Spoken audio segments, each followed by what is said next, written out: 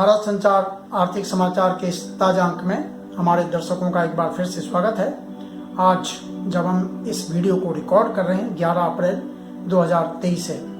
आज हम बात करेंगे बाजार में खाद्य तेलों के घटते दाम की और दूध के बढ़ते दाम की। नरेंद्र मोदी सरकार ने भारत को खाद्य तेलों के मामले में आत्मनिर्भर बनाने की दिशा में 21-22 में पाम तेल मिशन शुरू किया, लेकिन लगता है ऊंची मुद्रास्फीति ने कहीं न कहीं सरकार के बढ़ते कदमों पर ब्रेक लगा दिया। दुनिया भर में महंगाई बढ़ने के कारण भारत में भी खुदरा मुद्रास्फीति 6% से ऊपर चली गई थी। वित्त मंत्रालय और रिजर्व बैंक इसको लेकर काफी चिंतित थे और इसे नीचे लाने के लगातार प्रयास उनके जारी हैं। और यही वजह है कि इसी तरह के प्रयास करते हुए विदेशों से लगातार सस्ते खाद्य तेलों का आयात जारी है।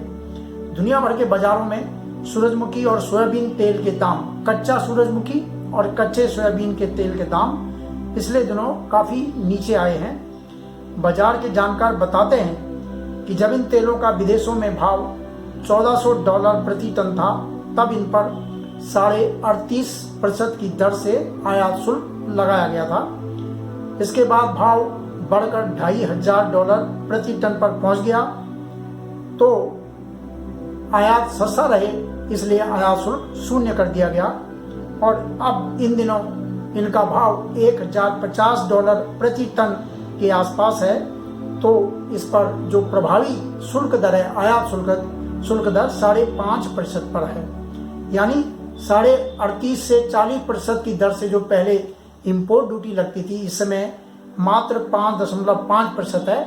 कुछ दूसरे रिफाइंड तेलों पर ये ज़्यादा है, लेकिन कच्चे सोयाबीन और कच्चे सूरजमुखी तेल पर पूरी तरह से हटा दी गई है। 5.5% सेस की वजह से 5.5% है। एक कृषि सेस है और समाज कल्याण सेस की वजह से ये है।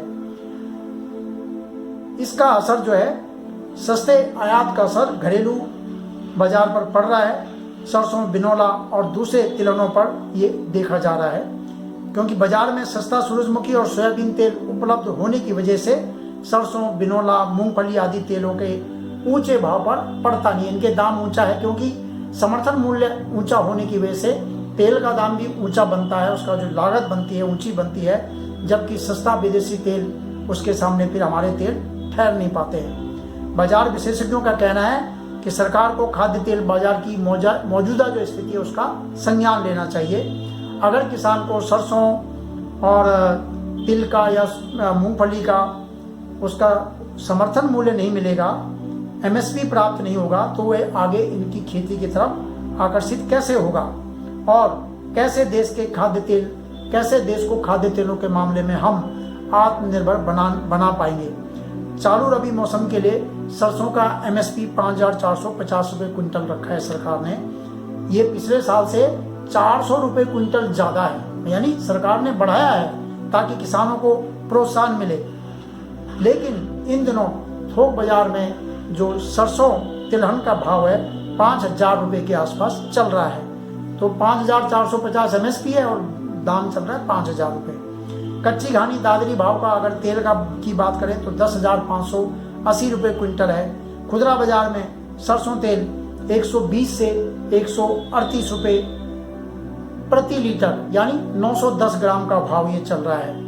1 लीटर में 910 ग्राम होते हैं, जबकि पिछले साल सरसों तेल की जो बोतल है 1 लीटर की, वो 180 से 200 रुपये लीटर के दाम पर बिक रही थी, यानी 25 से 33% तक दाम नीचे आ चुके हैं। जबकि दूसरी तरफ घटी दर पर घटे आयात शुल्क पर खाद्य तेलों का आयात जारी है।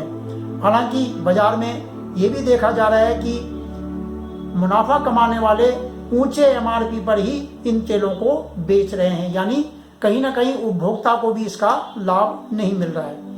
सोयाबीन उत्पादकों, प्रसंस्करणकर्ताओं, निर्यातकों और ब्रोकरों की संस्था the soybean processors association of India, जिसे सोपा कहा जाता है, उसने भी दुनिया भर में खाद्य तेलों की कीमतों में गिरावट और देश में आयात शुल्क बहुत कम रखे जाने की वजह से ये कहा है कि खाद्य तेल के दाम में 31% की गिरावट अब तक आ चुकी है। संगठन का कहना है कि सरकार को तिलहन पैदा करने वाले किसानों, खाद्य तेल उपभोक्ताओं और उद्योगों के हित में ये ध्यान रखना चाहिए और आयात शुल्क में बदलाव लाना चाहिए, यानी आयात शुल्क को बढ़ाना चाहिए ताकि जो घरेलू तिलहन है, जो किसान उसको जो एमएसपी है वो मिल सके। क्योंकि आजकल किसी भी चीज के दाम अंतर्राष्ट्रीय बाजार के दाम से तय होते हैं। विश्व बाजार में दाम कम है तो यहाँ भी कम मिलेंगे, विश्व बाजार में दाम बढ़ेंगे तो यहाँ भी बढ़ जाएंगे। यही वजह है कि जैसे हम गेहूं का एमएसपी तय करते हैं, धान का एमएसपी तय करते हैं, तो हमारा एमएसपी हर साल बढ़ता रहता है। तो हम गेहूं और धान या चावल का विदेशों में जो निर्यात का मौका मिलता है वो बड़ी मुश्किल से मिलता है, क्योंकि विदेशों में दाम होते हैं नीचे और हमारी लागत होती है ऊंची, तो हम एक्सपोर्ट कर नहीं पाते हैं क्योंकि विदेशों के दाम तो नीचे हैं। अभी पीछे गेहूं एक्सपोर्ट करने का मौका मिला था जब गेहूं की कमी हो गई थी, विश्व बाजार में दाम बढ़ गए थे, लेकिन हमें अपना बाजार देखना है, हमें देश के अंदर खाद्यान्न की उपलब्धता को देखना, तो हमने बैन लगा दिया। तो खाद्य तेल का आयात बाहर से सस्ता हो रहा है, लेकिन हमारे दाम ऊंचे हैं, तो हमारे तेल जहाँ के तहाँ रह जाते हैं, सस्ता तेल ही बाजार में बिकता है। तो संगठन का कहना है कि सरकार को तिलहन पैदा करने वाले किसानों, खाद्य तेल उपभोक्ताओं और उद्योग के हित को ध्यान में रखते हुए आयात शुल्क में बदलाव करना चाहिए।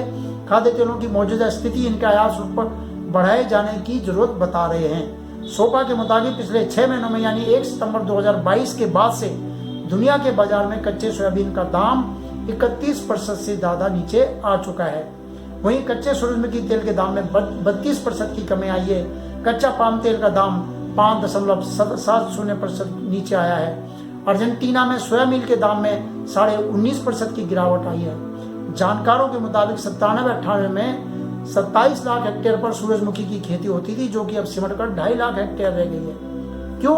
क्योंकि विदेशों से सस्ता आयात होता है तो हमें यहाँ खेती करने का लाभ नहीं मिल पाता, इसलिए उसकी खेती कम हो रही है, दूसरी खेती कर रहे हैं। इसका समर्थन मूल्य 6,400 रुपये क्विंटल रखा गया है, बावजूद इसके बाजार लगातार गिरता जा रहा है, उत्पादन नहीं बढ़ पा रहा है। बिनौला तेल का थोक भाव 90 रुपये किलो रह गया है, पिछले साल 155 रुपये लीटर पर था। बिनौला तेल से निकलने वाली खल का पशु चारे में बड़ी मात्रा में उपयोग होता है और इसकी कमी के कारण जो है दूध महंगा हो रहा है। इसीलिए हम दूध की बात कर रहे थे कि दूध के मामले में दूध की डिमांड बढ़ रही है, दूध का उत्पादन बढ़ रहा है। भारत दूध के मामले में दूध उत्पादन में सबसे आगे है दुनिया में। तो पशुओं को अच्छा चारा चाहिए, उनमें वसा की मात्रा अच्छा हो ताकि दूध वो ज़्यादा दें। तो इसलिए बिनौला खल, सरसों की खल, तिल्ली की खल, इन तमाम चीज़ों को पशु चारे में मिक्स करके उनको खिलाया जाता है। पशु चारे के आजकल जो है प्रोडक्ट बाजार में बिक रहे हैं तो वो महंगे हो रहे हैं, इसलिए दूध के दाम भी बढ़ रहे हैं। और पिछले 1-1.5 साल में दूध का दाम 10 से 12 रुपये लीटर तक बढ़ चुका है, जो इस समय सबसे अच्छी किस्म का दूध है, चाहे वो अमूल का हो या मदर डेयरी का हो, 66 रुपये लीटर पहुंच गया है। जबकि एक समय ये 52 रुपये के आसपास था। जो दूध पहले 48 रुपये पे था, आज वो 58 रुपये 56 रुपये बिक रहा है।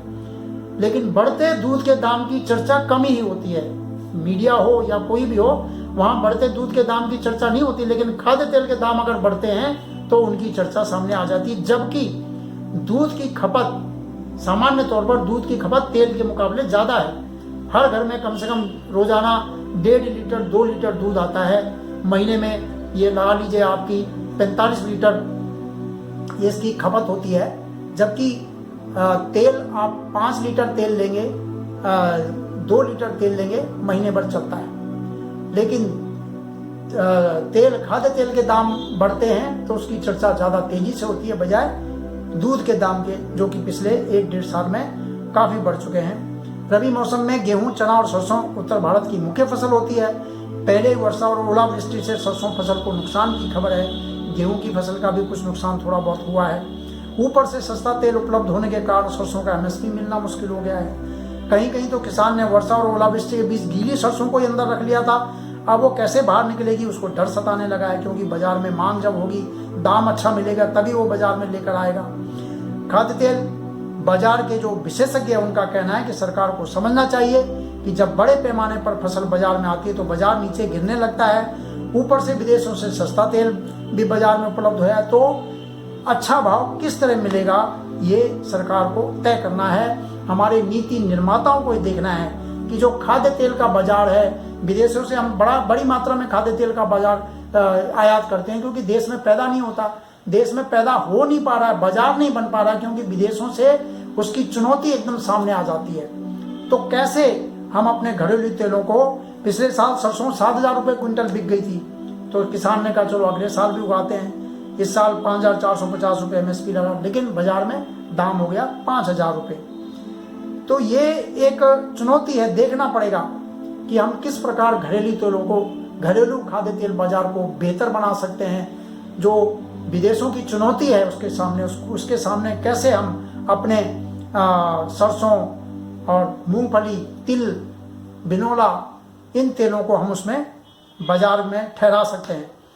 2022 नवंबर में 1.31 करोड़ टन खाद्य तेल का आयात किया गया। वहीं इस साल यह आंकड़ा 1,41,00,000 टन तक पहुंचने का अनुमान है। लगातार बढ़ते खाद्य तेल के आयात से विदेशी मुद्रा भी खर्च हो रही है और देश में सरसों का उत्पादन, मतलब घरेलू जो तिलहन है उनके उत्पादन पे भी असर पड़ता है।